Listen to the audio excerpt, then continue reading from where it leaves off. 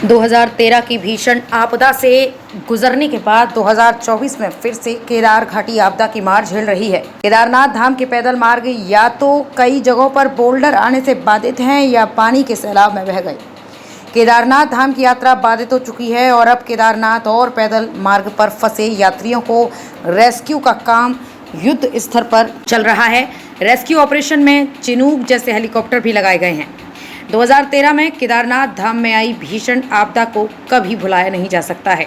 ठीक 10 सालों के बाद एक बार फिर से केदार घाटी पर आपदा की मार पड़ी है।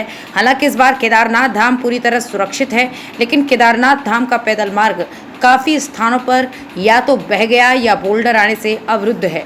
यात्रा बाधित हो गई है। रामबाड़ा पैदल मार्ग पर 2 पुल बह गए हैं तो कहीं मार्ग बह गया है।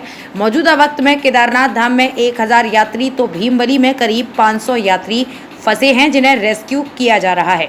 रेस्क्यू ऑपरेशन में चिनूक हेलीकॉप्टर को भी लगाया गया है। साथ ही 4 हेलीकॉप्टर भी लगाए गए हैं। करीब 3000 यात्री गौरीकुंड से आगे लाए गए हैं। पीएमओ भी उत्तराखंड के हालात पर नजर बनाए हुए हैं। गृह मंत्री अमित शाह ने भी सीएम पुष्कर सिंह धामी से फोन पर बातचीत की। सीएम धामी भी हालत पर नजर बनाए रखे हैं और पल पल की अपडेट ले रहे हैं। एसडीआरएफ की टीम मौके पर रेस्क्यू ऑपरेशन में जुटी हुई है। यहां तक कि रेस्क्यू ऑपरेशन में ड्रोन की मदद भी ली जा रही है। सचिव आपदा प्रबंधन विनोद कुमार सुमन का कहना है कि रेस्क्यू ऑपरेशन तेजी से चल रहा है। जो लोग भी जिन स्थानों पर रुके हैं उन्हें निकालने का काम किया जा रहा है।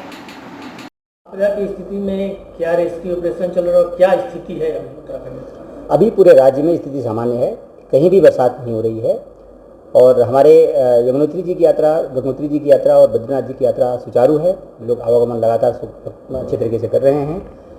केदारनाथ जी की यात्रा बाधित हुई है, रास्ते कई जगह टूटे हैं भारी वृष्टि के कारण।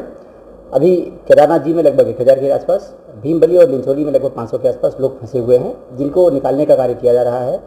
सुबह से 4 हेलीकॉप्टर हमारे भीमबली लिंचोली में काम कर रहे हैं और केदारनाथ जी से गौचर लाने के लिए एक हमारा MI-17 हेलीकॉप्टर और एक चिनूक हेलीकॉप्टर माननीय मुख्यमंत्री जी के द्वारा निर्देश किए जाने पर भारत सरकार से प्राप्त हुआ है हमको और उसका भी उपयोग हम कर रहे हैं। और उसमें से एक हेलीकॉप्टर सुबह केदारनाथ जी से रेस्क्यू करके लाया है 15 लोगों को लगभग। बाकी लोगों को लाने की कार्रवाई की जा रही है। मौसम अभी ख़राब हो गया है तो चिनूक हेलीकॉप्टर रास्ते से लौटना पड़ा था उसको, इसलिए रेस्क्यू का कार्य बाधित हुआ है। हमारा प्रयास है कि जो ही मौसम खुलता है हम रेस्क्यू का काम जल्दी से जल्दी शुरू करेंगे और उसको ख़त्म करने की कोशिश करेंगे। फंसे हुए हैं, वहाँ की स्थिति क्या है?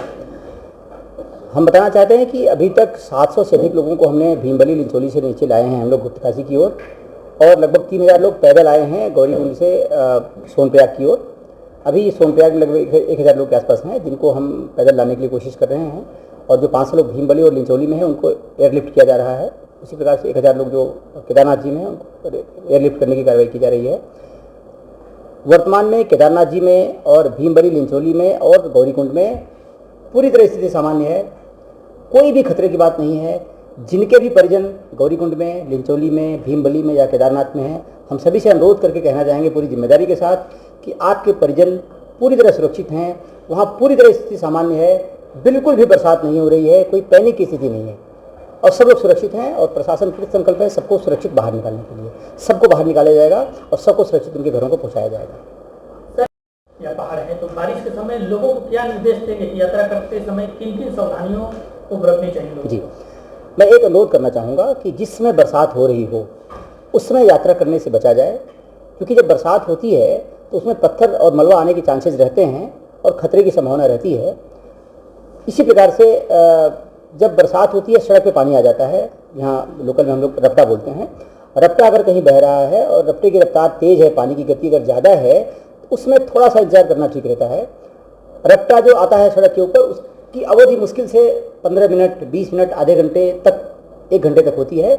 उसके बाद पानी का लेवल नीचे आ जाता है, उसमें सड़क पार करना ठीक रहता है। तो कहीं कहीं जहाँ पे मलबा रपटा आता है सड़क के ऊपर, वहाँ पार करने की जल्दीबाजी में लोग कई घटनाएं ऐसी घट चुकी हैं।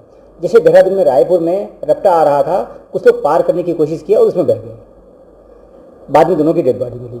मैं ये अनुरोध करना चाहूँगा, जहाँ पे रपटा आ रहा है वहाँ पे किसी प्रकार से जल्दीबाजी करने की आवश्यकता नहीं है। आप थोड़ा इंतजार करिए, थोड़ा रुक लीजिए, ज़िंदगी से बड़ा कुछ नहीं है। 10 मिनट की जल्दीबाजी, आधे घंटे की जल्दीबाजी के कारण अपने जान गंवाने से बढ़िया है कि थोड़ा सा इंतजार कर लिया जाए। जब रफ्ते पे पानी कम हो जाए तब यात्रा करें इसी प्रकार से जब बरसात हो रही हो उसमें यात्रा करने से बचें। पैदल या वाहन से किसी प्रकार से भी यात्रा नहीं करनी चाहिए। उसमें बरसात के रुकने का इंतजार करिए, जब ही बरसात रुकती है आप यात्रा करिए, सुरक्षित रहिए। सर, कुछ सोशल मीडिया पर लोगों से निवेदन पूर्वक आग्रह पूर्वक कहना चाहूँगा कि केदारनाथ यात्रा मार्ग पर रुद्रप्रयाग से लेकर केदारनाथ जी तक कहीं भी किसी प्रकार की मृत्यु की सूचना नहीं है, किसी के गायब होने की सूचना नहीं है, किसी के मिसिंग की कोई सूचना नहीं है। जो सूचनाएं आ रही हैं मात्र अफवाह हैं, वो अफवाह मात्र है, उससे अधिक कुछ भी नहीं है। ऐसे हम जहाँ भी ऐसी सूचना मिली थी सब जगह रेस्क्यू कराया गया, सब सर्च किया गया, कहीं भी ऐसी कोई चीज़ नहीं पाई गई। एक व्यक्ति परसों उनका ये कहना था कि हमारा एक साथी कहीं मलबे में दबने के बारे में कह रहे थे, वही व्यक्ति 5 मिनट के बाद पुनः कहने लगे कि जिसमें गायब हुआ उसमें अंधेरा था और मुझे जानकारी नहीं है कि वो आदमी गायब हुआ कि कहीं भाग गया। तो मैं यही कहना चाहूँगा, जब तक किसी को जानकारी एक्चुअल में न हो ऐसी अफवाहों पर ध्यान न दें, ऐसी अफवाहों के बारे में कोई बात न करें। अगर कोई सूचना है उनके पास प्रशासन को बतावें, हम तत्काल उसमें सर्च रेस्क्यू का काम करेंगे। अगर कोई दबा है तो निकालने की जिम्मेदारी हमारी है, सरकार की, हम निकालेंगे उसको।